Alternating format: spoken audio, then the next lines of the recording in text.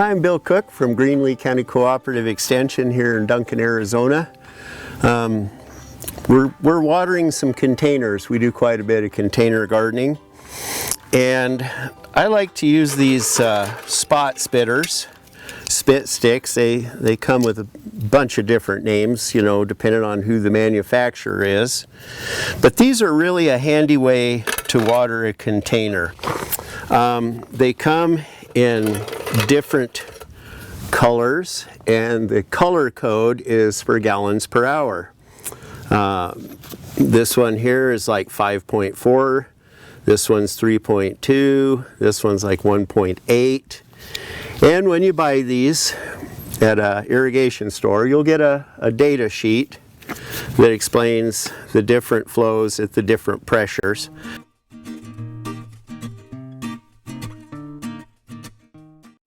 And if you're using a pressure that's not on there and you really want to know exactly how much water you're getting, you can always take a look at our video on micro sprinklers and determining the flow.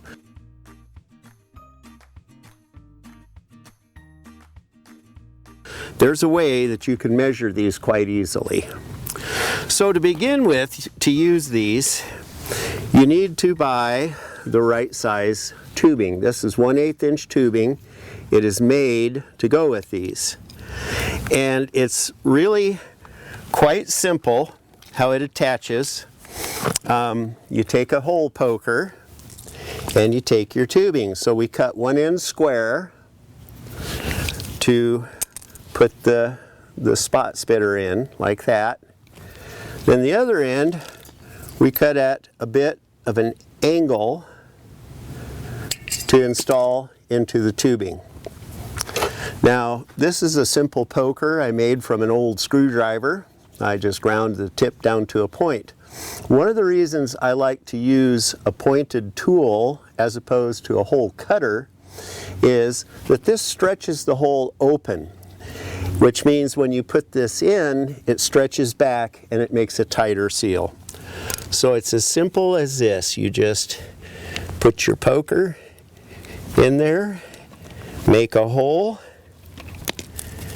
take the pointed end, put it into that hole, and you're ready to go. So now before we put this little pot on the water, it's always good to flush the line because you could have got a little dirt in there or something like that. So I am going to signal somebody to turn the water on.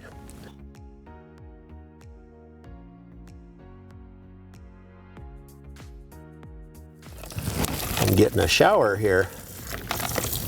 Okay, so then when we do that, you'll see that this little sprayer has a bump on one side. That is the direction of the flow. We simply push it in, and you'll see that this makes a little spray and a little pattern. They come in different patterns. Again, you can refer to the data sheet that comes with them. One of the things I like about these is, if I take this plant away to cap that, all I have to do is turn it around and plug it. So you'll see these a lot in nurseries, but I have found that at home it's pretty nice for my little container garden, particularly because things tend to change a lot. So we'll put that in there, and I chose this size for this size of a container. This is a 3-gallon container, and the orange, this brand, the orange works pretty good. If it was a smaller container, I might use the gray one. If it was a larger container, I might use the gray or the brown or even the black.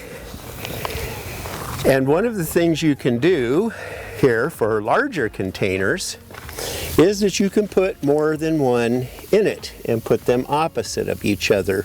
I've grown chard and lettuce, beets, all kinds of stuff in these lick tubs. So that's a real simple, real versatile way to irrigate your containers.